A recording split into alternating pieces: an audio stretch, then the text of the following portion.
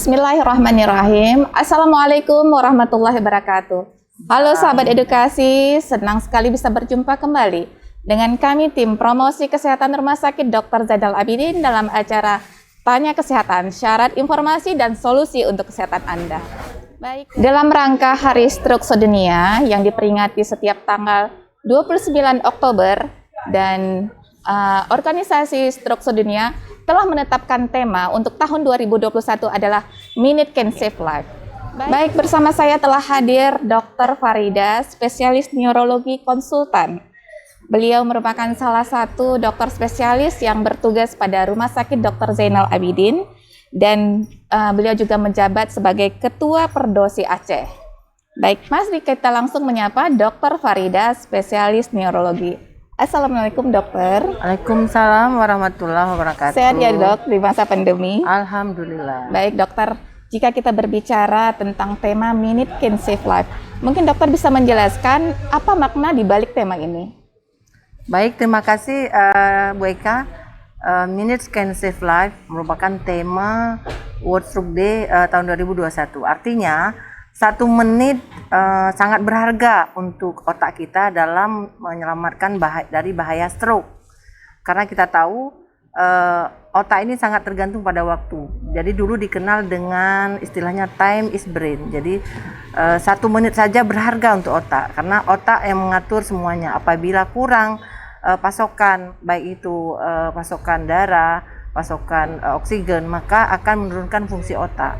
Itulah yang kita angkat sebagai tema kali ini. Sebenarnya dokter melihat tema ini, siapa saja yang beresiko terkena stroke ini, dok? Stroke bisa mengenai siapa saja, baik itu usia muda maupun usia tua. Juga tidak mengenal gender, wanita dan pria bisa terkena stroke. Nah, namun ada beberapa faktor risiko yang bisa menyebabkan juga penyakit stroke. Ada faktor risiko yang bisa dirubah, ada yang faktor risiko tidak bisa dirubah. Nah, faktor risiko yang bisa dirubah dan dikendalikan termasuk gaya hidup ya, gaya hidup yang tidak sehat, kebiasaan merokok, kurang istirahat, kurang olahraga, konsumsi makanan berlemak berlebihan, tidak mengikuti gizi seimbang, kemudian juga stres. Itu yang bisa kita kendalikan. Ada juga penyakit lain yang sudah diderita oleh pasien tersebut seperti hipertensi, diabetes, penyakit jantung, dan kolesterol. Itu semua faktor risiko yang bisa dikendalikan. Nah, sedangkan faktor risiko yang tidak bisa diubah dan tidak bisa dikendalikan, misalnya genetik ya, karena ada faktor keturunan stroke, dan juga usia tua. Karena usia tua ini memang semua fungsi dari tubuh sudah mulai menurun. Ya, dokter. Itu dokter. Berarti gaya hidup itu sangat mempengaruhi seseorang itu terkena stroke ya, dok ya? Ya. Sebenarnya dokter, sebelum stroke ini terjadi, apakah penyakit ini ada menimbulkan tanda gejala terlebih dahulu? Ya, kenali gejala stroke ya, itu sangat penting. Jadi gejala stroke ini seperti di banner ini ya, ada segera ke RS. Jadi se itu pada saat senyum mulut terlihat mencong ke salah satu sisi ya, baik ke kanan maupun ke kiri. Kemudian yang kedua gerak. Gerak artinya tiba-tiba ya tidak bisa menggerakkan separuh badannya, baik dari anggota gerak atas sampai ke anggota gerak bawah. Jadi tangan dan kaki sebelah. Nah, kemudian yang ra adalah bicara ya. Bicaranya mengalami gangguan, apakah itu pelo dan juga kadang-kadang seperti cadel. Nah, setelah itu ke itu adalah kebas. Ada kesemutan di separuh badan tadi. Kemudian R itu rabun. Tiba-tiba tidak bisa melihat ataupun melihat pandangan seperti kabur. Nah, dan yang terakhir adalah sempoyongan, di mana di sini tidak seimbang dan seperti pusing. Seperti itu. Jadi segera ke RS. Itu yang harus dikenali secara dini. Baik dokter, kalau melihat kenali gejala ini, senyum, gerak, bicara, kebas, rabun dan sempoyongan. Itu kalau seperti dokter bilang tadi merasa pusing, itu pusing yang bagaimana yang bisa kita rasakan bahwa kita harus waspada, oh ini kita gejala stroke ini. Ya, kalau untuk pusing memang bagian dari gejala stroke, terutama stroke yang ada di belakangnya posterior. Jadi pusing stroke ini terus menerus, jadi merasa seperti sempoyongan, seperti tidak seimbang. Beda dengan pusing karena vertigo biasa. Kalau vertigo biasa dia lebih ke pusing berputar, tapi kalau pusing karena stroke ini dia biasanya pusingnya terus menerus. Baik, Bu Eka. pusingnya merasa sakit kepala dokter? Atau bagiannya sakit, ada barang sakit bagian depan saja atau bagian belakang atau bagaimana dok? Tidak harus, kadang-kadang tidak kita jumpain, dan ini saya bilang tadi hanya gejala, jadi kadang-kadang juga tidak disertai pusing, seperti itu ya. Karena gejala pusing ini sangat umum, sama seperti dengan gejala kepala, tapi ada kadang-kadang beberapa pasien yang mengeluhkan gejala seperti itu. Iya. Jadi jika seseorang telah terkena tanda gejala seperti yang dokter jelaskan, apa yang harus segera keluarga lakukan untuk menyelamatkan penderita? Jadi apabila ada keluarga yang tiba-tiba mengalami gejala seperti ini, ya, walaupun tidak harus semua, tiba-tiba dia nggak sadar, ya jatuh atau ada bicara yang pelo ataupun mulut mencong, maka kalau bisa memang segera harus dibawa ke rumah sakit terdekat.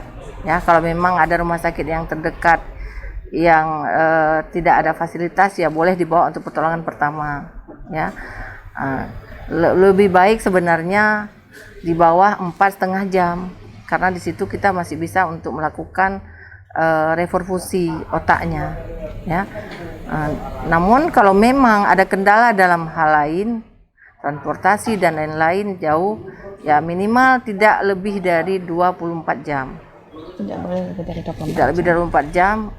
Insya Allah mungkin dengan cepat tertolong, maka komplikasi lanjut tidak terjadi, juga penyembuhan juga bisa lebih cepat. Jadi sesuai dengan tema ini dok ya, Minute Can Save Life, berarti keluarga atau orang terdekat harus segera membawa pasien ke rumah sakit kurang dari 4,5 jam. Ya dok ya, baik dokter. Sebenarnya risiko apa yang ditimbulkan dari penyakit stroke ini dok? Stroke ini komplikasi yang paling fatal yaitu ya pasti kematian ya.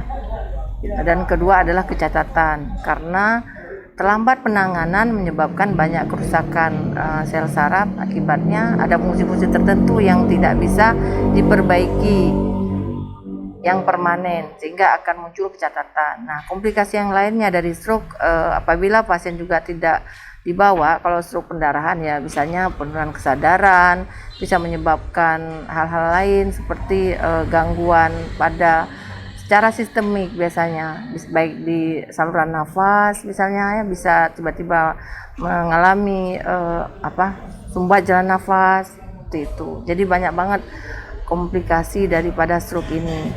Ya, sebenarnya cukup mengerikan ya dok ya. Makanya stroke itu semua orang harus kenal waspada terhadap stroke.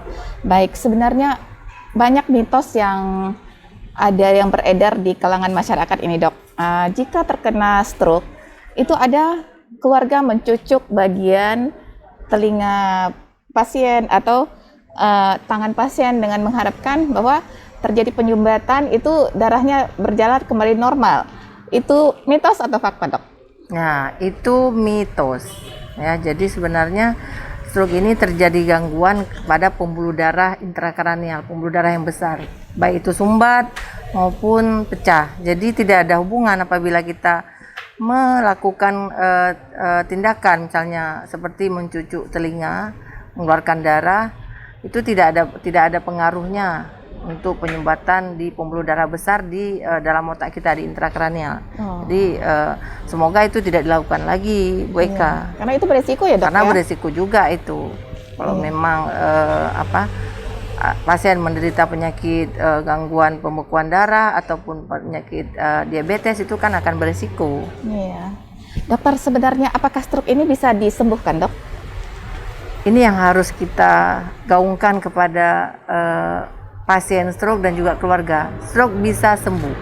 Stroke bisa sembuh. Namun kesembuhan stroke itu sangat tergantung kepada cepat atau tidaknya mendapatkan penanganan. Yang kedua, penyembuhan stroke itu juga tergantung kepada sedikit atau besarnya luas kerusakan yang terjadi. Nah, jadi semuanya berproses, ya. Jadi apalagi pembuluh darah otak itu berproses, jadi mungkin ya tidak sembuh langsung, tapi berproses. Dan juga pada stroke yang lokasi kerusakannya sangat besar, mungkin akan ada gejala sisa. Jadi tidak sembuh sempurna, minimal pasien bisa beraktivitas. Oh ya, baik dokter. Berarti sebenarnya besar harapan untuk pasien bahwa stroke itu memang bisa disembuhkan, walaupun ada catatan sedikit yang akan ditinggalkan ya dok ya. Baik, sebenarnya setelah pasien sembuh, apakah stroke ini masih bisa berulang, dok? Nah, ini dia. Harus kita jelaskan juga pada pasien yang sudah pernah menderita stroke bahwa stroke berulang itu adalah faktor risiko. Ya, artinya apa? Stroke itu bisa berulang. Nah, jadi hati-hati apabila sudah pernah kena serangan stroke pertama, apabila dia tidak mengubah pola hidupnya menjadi lebih baik, tidak mengontrol penyakit yang menyebabkan stroke tadi, ya seperti hipertensi, diabetes, maka akan kemungkinan terjadi stroke ulangan, stroke berulang. Bahkan satu pasien bisa sampai 3 kali menderita stroke. Nah, ingat, stroke yang berikutnya ini lebih berbahaya daripada stroke pertama. Karena mungkin saja kerusakannya makin besar dan tipenya juga akan berubah dari penyumbatan bisa jadi perdarahan. Yang bisa tidak tertolong. Itu. Oh ya, dokter bisa jelaskan sedikit jenis dan jenis dari stroke ini, dokter? Ya, stroke kita kenal 2 jenis. Yang pertama adalah stroke penyumbatan, akibat penyumbatan dari pembuluh darah di otak, ya. Nah, akibat penyumbatan ini maka aliran darah ke otak juga akan mengalami gangguan, sehingga ada beberapa fungsi di otak akan juga tidak bisa dilakukan, ya, akan mengalami gangguan. Kemudian yang kedua, stroke perdarahan terjadi karena pecahnya pembuluh darah, ya. Sini ada bagian tertentu di otak kita yang peka, yang rentan akibat peningkatan tekanan darah yang fluktuatif, yang tidak stabil, maka akan menyebabkan mikroaneurisma tersebut menjadi pecah. Nah, itulah yang namanya stroke perdarahan. Jadi ada 2 jenis. Jadi awam sering mengenali hanya satu jenis stroke. Kadang dia cuma tahu stroke aja, tapi harusnya juga memahami bahwa stroke itu ada 2, stroke penyumbatan dan stroke perdarahan. Kalau Ibu Eka nanya mana lebih berat, sebenarnya dua-duanya sama beratnya. Tapi memang dari gejalanya stroke perdarahan itu lebih berat. Kenapa? Karena stroke perdarahan itu sering pasiennya tidak sadar. Nah, untuk stroke penyumbatan biasanya karena dia bertahap, dia pelan-pelan dari mulai kelumpuhan anggota geraknya kadang-kadang dulu seperti itu. Nah, tapi kalau perdarahan dia memang agak lebih berat gejalanya. Berarti keduanya sama-sama berisiko, cuma waktunya juga ya dok ya. Ya, baik. Untuk pelayanan di Rumah Sakit Dr. Zainal Abidin, kira-kira pasien bisa mendapatkan layanan untuk stroke ini apa saja, dok? Jadi Rumah Sakit Zainal Abidin adalah pusat rujukan stroke di Provinsi Aceh. Nah, kita mempunyai dokter spesialis neurologi yang subspesialis khusus neurovaskuler atau stroke, ada 4 orang, ya. Kemudian kita juga didukung oleh fasilitas radiologi penunjang, baik itu CT scan kepala, MRI, dan juga ada penunjang neurodiagnostik lain seperti transcranial Doppler, carotid Doppler, dan juga didukung oleh fasilitas laboratorium yang lengkap. Nah, untuk pemulihan stroke, Rumah Sakit Zainal Abidin mempunyai rehab medik yang khusus untuk melakukan fisioterapi pada pasien-pasien yang mengalami kelumpuhan akibat stroke tadi. Ya, pada dasarnya untuk layanan Rumah Sakit Dr. Zainal Abidin sudah lengkap ya dok ya? Sudah bisa diakses dengan mudah oleh BPJS, tidak perlu bayar. Ya. Baik dokter, ini pertanyaan terakhir dokter, tips agar terhindar dari stroke. Pencegah stroke itu bisa dicegah ya. Kita cegah stroke dengan cerdik ya. Cerdik. Jadi cerdik ini adalah cek risiko penyakit stroke tadi. Ada risiko apa aja penyakitnya? Apa hipertensi, penyakit jantung, diabetes, kolesterol. Kemudian yang kedua penyakit asap rokok dan polusi udara lainnya. Dan rangsang aktivitas dengan gerak olahraga. Kemudian D, diet sehat dengan kalori yang seimbang. Yang I, istirahat yang cukup.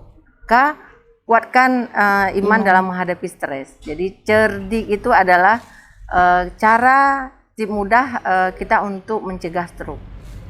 Baik, sahabat edukasi, stroke selain menyebabkan kematian juga dapat menyebabkan kecacatan permanen yang tentunya dapat mempengaruhi produktivitas penderitanya. Dan pastikan Anda mendapatkan layanan terbaik pada Poliklinik Rumah Sakit Dr. Zainal Abidin. Dan terima kasih kepada tim hebat promosi kesehatan rumah sakit sehingga informasi ini dapat tersampaikan dengan baik. Saya Cut Eka Putri Ubid dan narasumber kita Dr. Farida, spesialis neurologi. Kami pamit undur. Kenali gejala stroke secara dini karena stroke dikenal untuk dicegah. Salam sehat, salam edukasi.